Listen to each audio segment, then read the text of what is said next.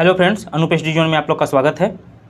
आज की टॉपिक में हम पढ़ेंगे बैंकों का राष्ट्रीयकरण तथा सुधार। यह बहुत ही इम्पोर्टेंट टॉपिक है। इससे प्रश्न ज़रूर से ज़रूर आएगा आप लोग के एग्ज़ाम में, इसलिए वीडियो को शुरू से लास्ट तक ज़रूर ध्यान से देखें। और इसके पहले भी इकोनॉमिक्स में योजना और हरित क्रांति से संबंधित वीडियो बन चुका है। अगर आप लोगों ने उस वीडियो को नहीं देखा है तो उसका लिंक डिस्क्रिप्शन में दे दिया गया है, आप लोग वो भी वीडियो देख सकते हैं। चलिए शुरुआत करते हैं आज की टॉपिक। पहले हम लोग देखेंगे भारत में आधुनिक बैंकिंग का इतिहास, यानी बैंक कब की शुरुआत कब हुई और कब वे बने, इसके बारे में देखेंगे। भारत में बैंकिंग की शुरुआत की बात करें तो बैंक ऑफ हिंदुस्तान भारत में पहला बैंक था, जिसकी स्थापना 1770 ईस्वी में कोलकाता में की गई थी। और यह जो है यूरोपीय प्रशासक द्वारा प्रबंधित था, यानी इसका मैनेजमेंट जो था वह यूरोपीय प्रशासकों के हाथ में था। भारत में सबसे पहला प्रेसिडेंसी बैंक की बात करें, प्रेसिडेंसी का बैंक का मतलब उस समय जब अंग्रेज़ों का शासन था तो 3 प्रेसिडेंसियाँ थी, एक बंगाल, एक चेन्नई, एक मद्रास, और एक गवर्नर के अंतर्गत आती थी। तो ऐसे बैंक जो उन प्रेसिडेंसी यानी गवर्नर के अधीन जो बैंक बनी, ऐसा पहला बैंक था बैंक ऑफ बंगाल, जिसकी स्थापना 1806 ईस्वी में की गई थी। इसके बाद तीनों जो प्रेसिडेंसियाँ थी, बैंक ऑफ बंगाल की बात हो चुकी, बैंक ऑफ बॉम्बे की स्थापना 1840 ईस्वी में की गई, 1843 ईस्वी में बैंक ऑफ मद्रास, तीनों बन गए। आगे चलकर यही तीनों बैंक 1921 ईस्वी में मिलाकर इनको इंपीरियल बैंक ऑफ इंडिया का गठन किया गया। इंपीरियल बैंक ऑफ इंडिया का गठन किसको किसको मिलाकर किया गया? Bank of Bengal, bank of Bombay और बैंक ऑफ मद्रास। और फिर 1 जनवरी 1955 ईस्वी में इसका राष्ट्रीयकरण कर दिया गया, किसका? इंपीरियल बैंक ऑफ इंडिया का, और इसका नाम आ गया भारतीय स्टेट बैंक, यानी जो आप आज जानते हैं SBI के रूप में। भारतीयों द्वारा विशुद्ध रूप से प्रबंधित, यानी जिसका मैनेजमेंट भारतीयों द्वारा पूर्ण रूप से भारतीयों द्वारा किया गया, ऐसा पहला बैंक था पंजाब नेशनल बैंक। इसकी स्थापना 1994-95 में की गई थी। यहाँ पे केवल मैनेजमेंट था, लेकिन भारतीयों के स्वामित्व यानी उनका मालिकाना हक और प्रबंधन दोनों जो बैंक था, ऐसा पहला वाणिज्यिक बैंक कौन था? Central bank of India. और सेंट्रल बैंक ऑफ इंडिया की स्थापना 1911 में की गई थी। आज जो है, आज बैंकों जितने भी बैंक है उनका नियम रेगुलेशन कौन करता है? उनका रेगुलेशन कौन करता है? RBI। तो सबसे पहले अब हम लोग देखेंगे RBI के बारे में। हमारे जो 2 बैंक हैं उनको 2 भागों में बांटा गया है कि एक RBI जो हमारा केंद्रीय बैंक है, दूसरा जो है वाणिज्यिक बैंक। तो पहले हम लोग क्या देखेंगे? RBI के बारे में।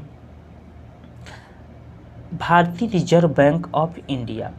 बात करें भारतीय रिजर्व बैंक ऑफ इंडिया तो यह अपना भारत का केंद्रीय बैंक है।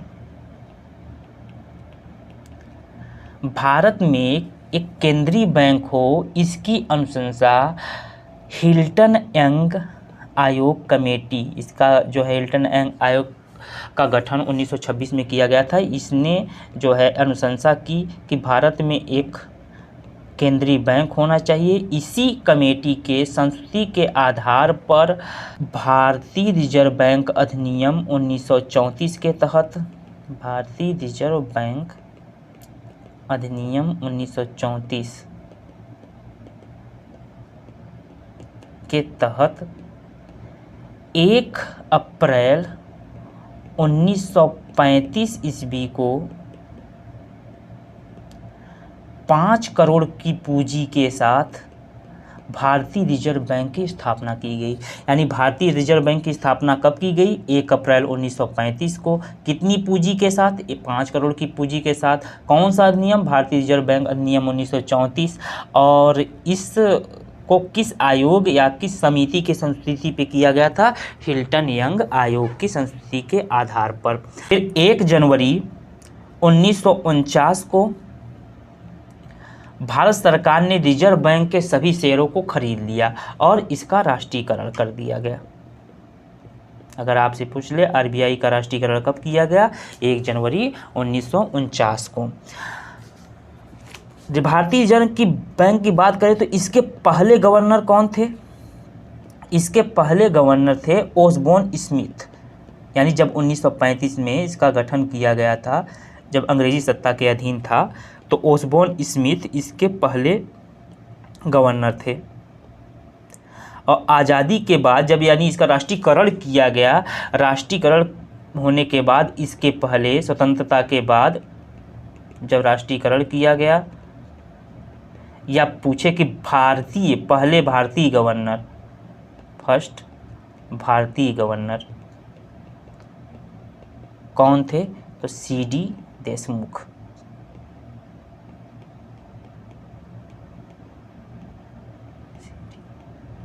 सीडी देशमुख जो है स्वतंत्रता के बाद इसके भारतीय गवर्नर बने, या फर्स्ट भारतीय गवर्नर कौन थे, सीडी देशमुख।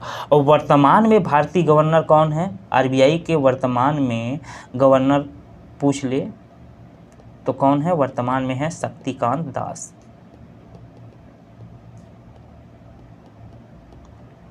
ये तो हो गई नॉर्मल भारतीय रिजर्व बैंक के बारे में कि भारतीय रिजर्व बैंक की स्थापना कौन हुआ और उसका एक तरीके से इतिहास। अब बात करते हैं भारतीय रिजर्व बैंक के जो केंद्रीय निदेशक मंडल होता है उसमें कौन कौन सम्मिलित होते हैं। केंद्रीय निदेशक मंडल, केंद्रीय निदेशक मंडल से इसमें पूछ सकता है कि कितने लोग शामिल होते हैं, तो 21 लोग शामिल होते हैं। 21 में एक क्या होता है, गवर्नर होता है, ये तो आप लोग को पता है कि एक गवर्नर होते हैं। 4 डिप्टी गवर्नर होते हैं, डिप्टी गवर्नर या उसको बोलेंगे उप गवर्नर। इसके अलावा 2 जो होते हैं वह वित्त मंत्रालय के प्रतिनिधि होते हैं, 2 वित्त मंत्रालय के प्रतिनिधि।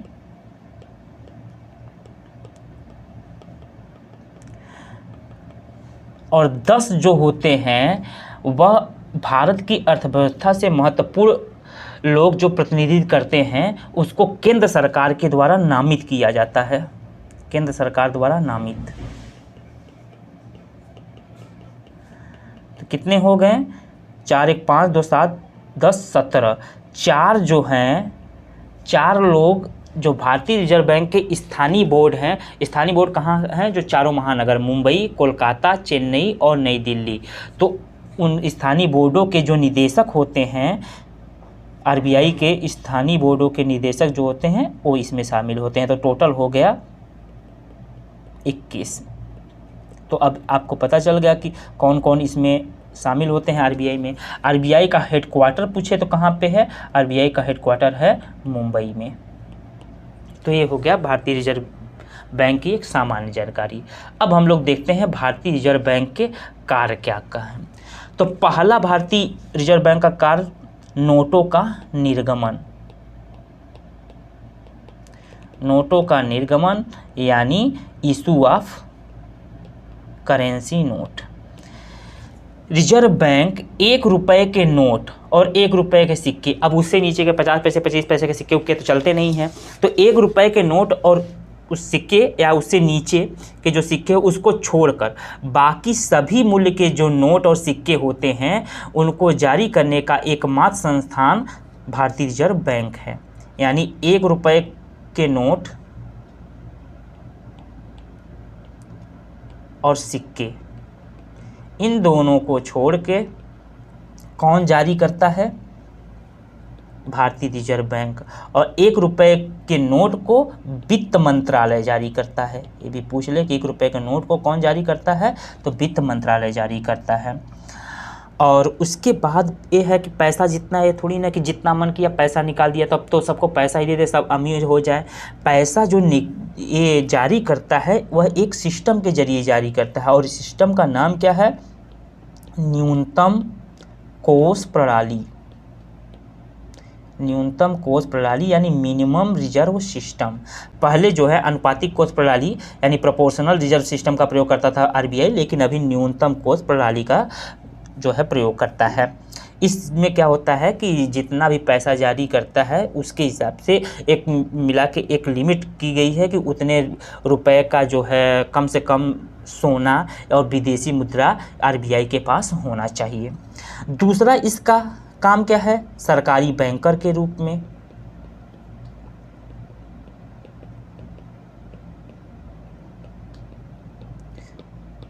यानी रिजर्व बैंक संघ सरकार था राज्य सरकार के बैंकर एजेंट के साथ साथ उसके वित्तीय सलाहकार के रूप में कार्य करता है। आरबीआई सरकार की करों से होने वाली जो आय होती है उसको जमा करता है तथा सरकार के आदेश के अनुसार उसका भुगतान भी करता है। यह सरकारी ऋणों की संपूर्ण व्यवस्था की जिम्मेवारी संभालता है। रिजर्व बैंक जो होता है वह सरकार के बैंकर के रूप में कार्य करने के बदले कोई भुगतान प्राप्त नहीं करता, इतना ध्यान रखना है। और न ही रिजर्व बैंक सरकारी धन को जो रखता है उसके बदले कोई ब्याज देता है। तीसरा इसका कार्य है बैंकों के रूप में बैंकों के बैंक के रूप में काम करना, बैंकों के बैंक के रूप में,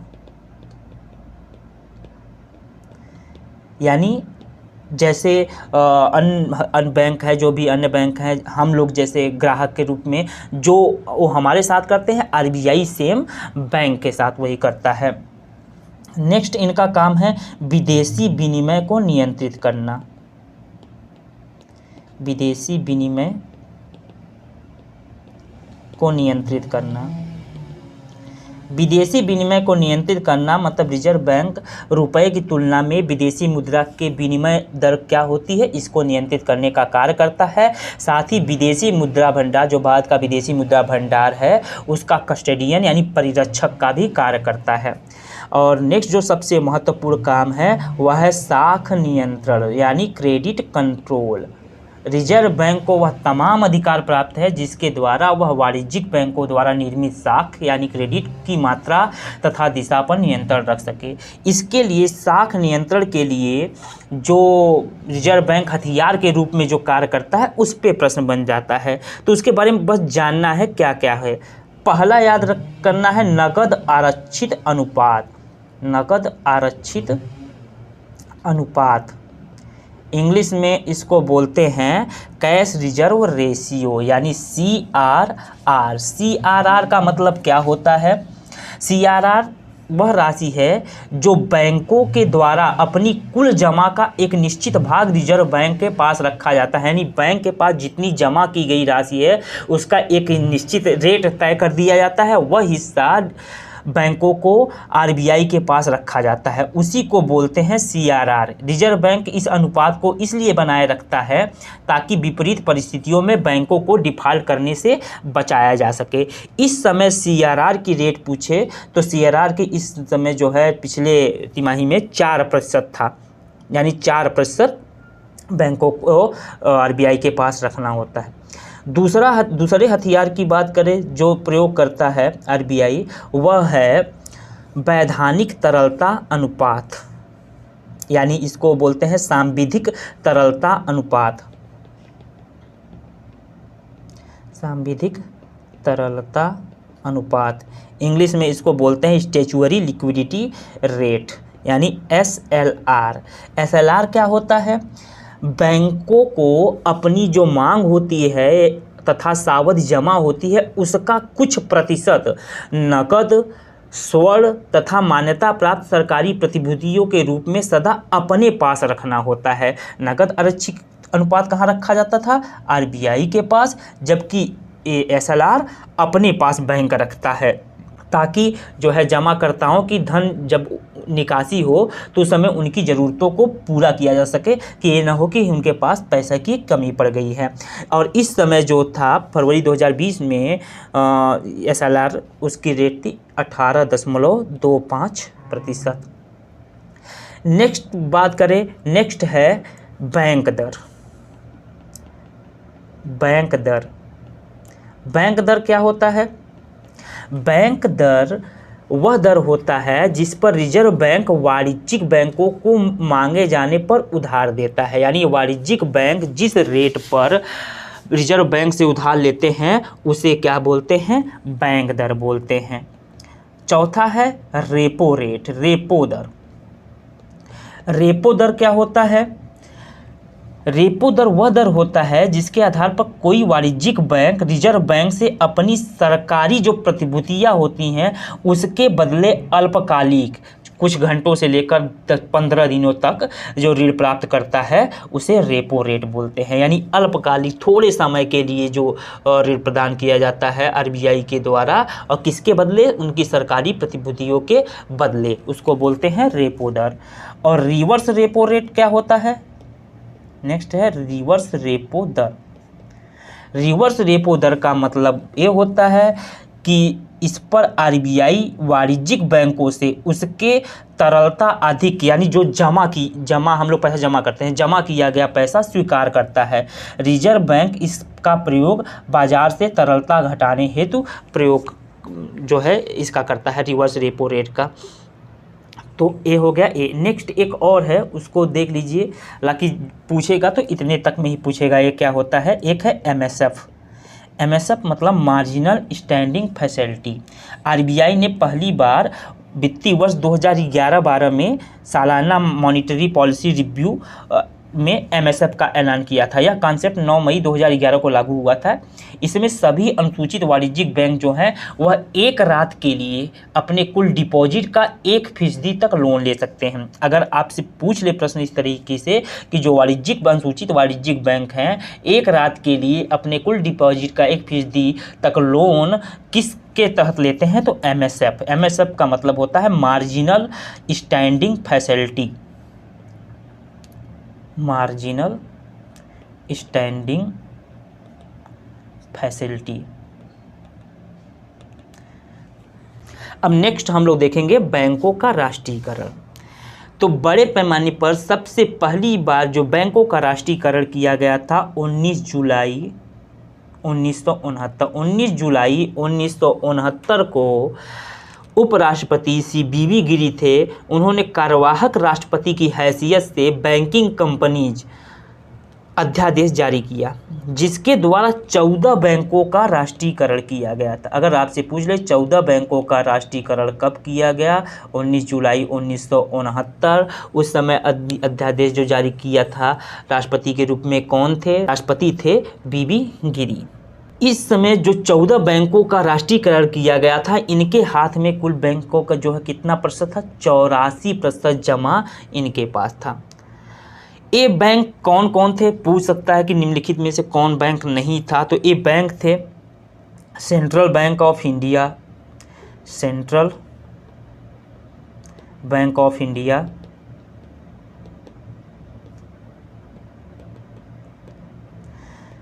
बैंक ऑफ इंडिया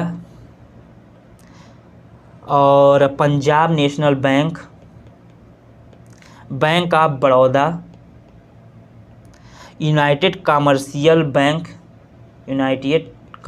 बैंक और Canara bank, united bank of India,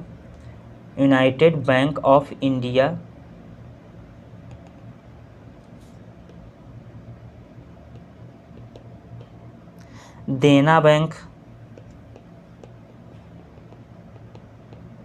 syndicate bank, Allahabad bank,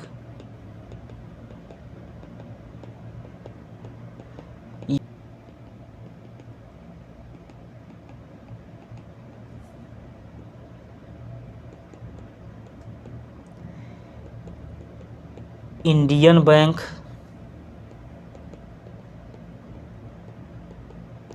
bank of Maharashtra,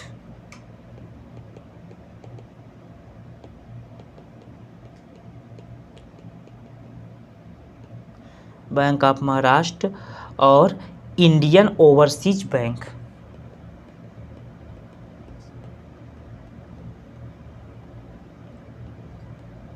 यानी कुल 14 बैंक ये थे।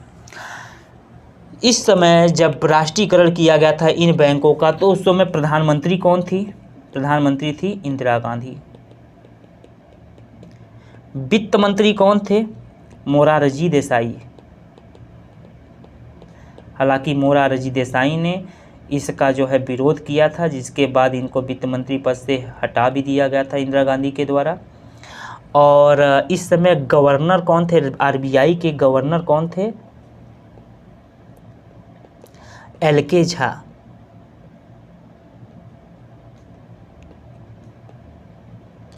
इतने प्रश्न आपसे बनेगा, इससे ज़्यादा प्रश्न नहीं बनेगा। नेक्स्ट बार जो है बैंकों का राष्ट्रीयकरण कब किया गया? 15 अप्रैल 1980 को। 15 अप्रैल 1980 में सरकार ने 6 बैंकों का और राष्ट्रीयकरण किया। ये 6 बैंक कौन कौन थे? Andhra bank, corporation bank, the corporation bank, the new bank of India,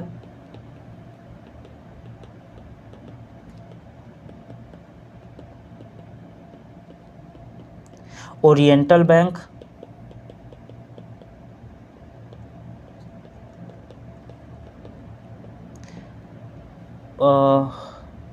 of commerce, oriental bank of commerce, the Punjab and Sind bank,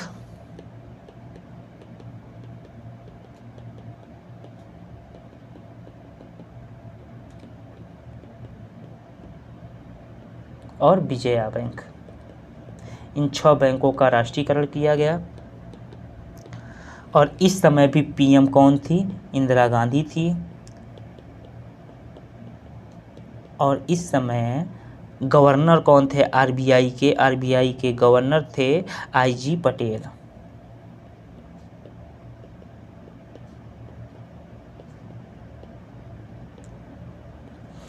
अभी 2019 में 30 अगस्त 2019 को केंद्रीय वित्त मंत्री निर्मला सीतारमण द्वारा 10 बैंकों का समामेलन यानी मिलाकर 4 बैंकों के रूप में किए जाने की योजना की घोषणा की गई।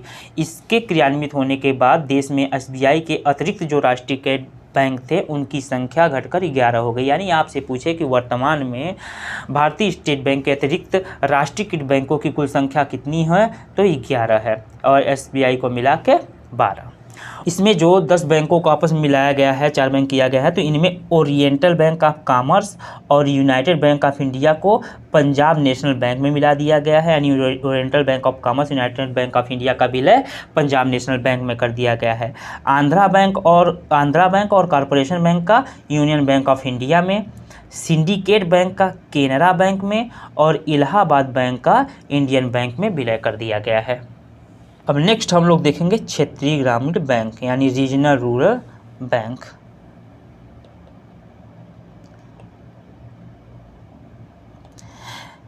क्षेत्रीय ग्रामीण बैंकों की बात करें तो क्षेत्रीय ग्रामीण बैंक की स्थापना आरजी सरैया आयोग की संस्तुति पर 1975 ईस्वी में की गई थी।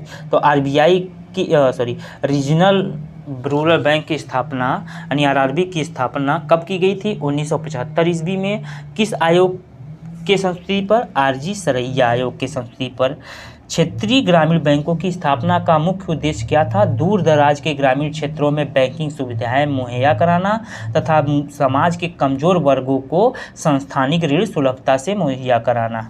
इसमें भारत सरकार यानी केंद्र सरकार, राज्य सरकार, केंद्र सरकार, राज्य सरकार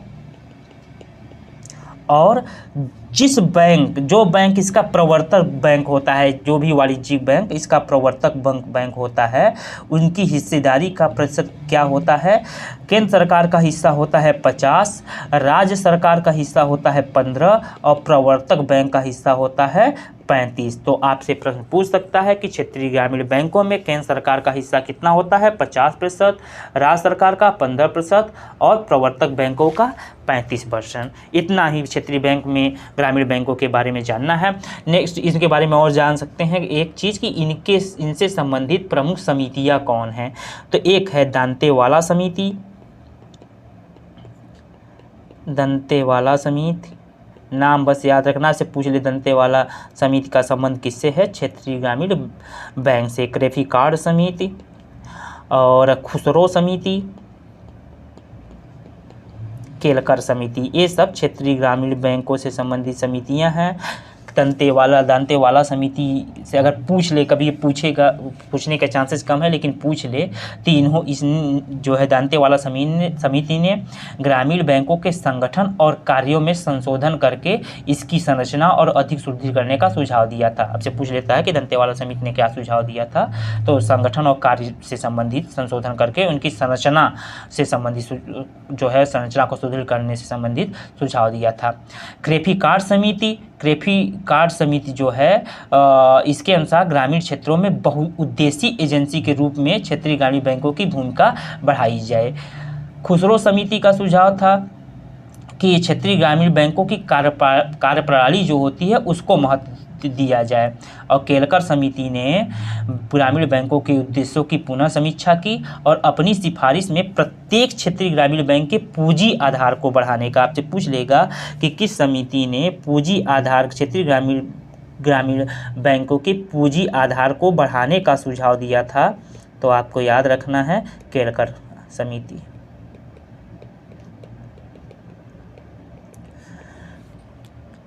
नेक्स्ट है बैंकिंग सुधार से संबंधित प्रमुख समितियाँ, बस नाम याद रखना है। नरसिम्हन समिति, दामोदरन समिति, एन श्री कृष्णा समिति, एम वी नायर समिति, उर्जित पटेल समिति, पीजे नायक समिति, नचिकेत मोर समिति। ये समितियाँ बैंकिंग सुधार से संबंधित है, बाकी इनके बारे में ज़्यादा डिटेल्स आपको नहीं पढ़ना है।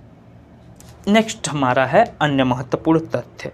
अन्य महत्वपूर्ण तथ्यों में सबसे पहला जो हम लोग देखेंगे वह देखेंगे नाबार्ड के बारे में। नाबार्ड का फुल फॉर्म क्या होता है? National bank for agriculture and rural development. NABARD की स्थापना कब की गई थी? नाबार्ड की स्थापना 1982 ईस्वी में, स्थापना 12 जुलाई 1982 ईस्वी में की गई थी। इसका हेडक्वार्टर कहाँ पे है? मुंबई में है। इसका काम क्या है? इसके काम की बात करें तो जो कृषि क्षेत्र से संबंधित, कृषि ऋण से संबंधित सभी योजना परिचालन नीतिगत मामला इसी से नाबार्ड के द्वारा ही किया जाता है। यहाँ ग्रामीण क्षेत्रों में ऋणदाता संस्थाओं को पुनर्वित्त उपलब्ध भी कराता है, संस्थागत विकास करना और उसको बढ़ावा देने का काम करता है। नेक्स्ट जिसका नाम याद रखना है औद्योगिक वित्त निगम। औद्योगिक वित्त निगम यानी IFCI, यह एक गैर बैंकिंग वित्तीय कंपनी है। यह विविध उद्योगों को वृद्धि के लिए वित्तीय सहायता प्रदान करता है। इसकी स्थापना हुई थी 1948 में।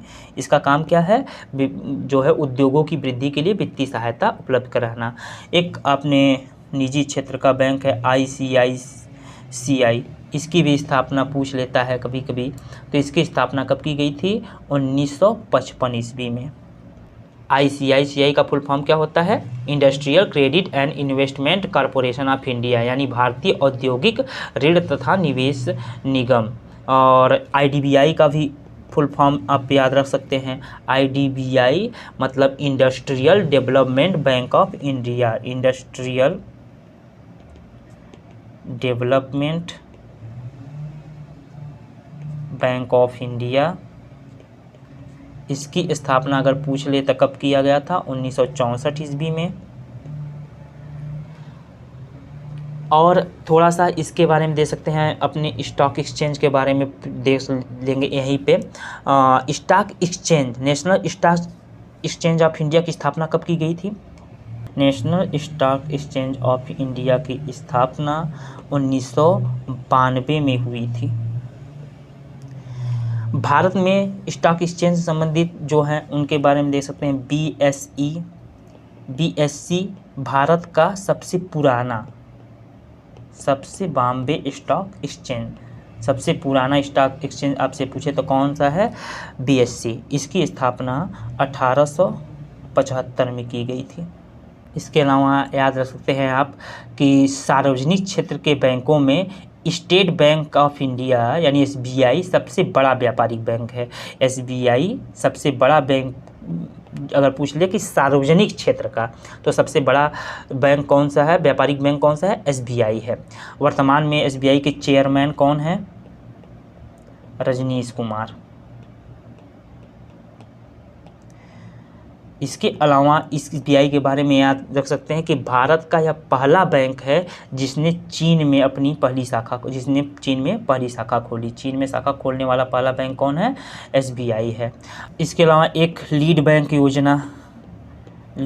योजना पूछ सकता है, क्योंकि ये RBI से संबंधित है। इस योजना की शुरुआत 1969 में RBI के द्वारा किया गया था। दोस्तों आज के वीडियो में बस इतना ही। उम्मीद करता हूँ वीडियो आप लोग को पसंद आई होगी। पसंद आई है तो वीडियो को लाइक शेयर ज़रूर करें, और जो सुझाव हो वो कमेंट कर सकते हैं, जो डाउट हो इसके लिए भी कमेंट कर सकते हैं। अगर अभी तक चैनल को सब्सक्राइब नहीं किया है तो चैनल को सब्सक्राइब जरूर कर लें, साथ ही बेल आइकन दबा दें, जिससे जो भी वीडियो बने उसका नोटिफिकेशन आप तक पहुँचता रहे। मिलते हैं नेक्स्ट वीडियो में, तब तक के लिए धन्यवाद। जय हिंद।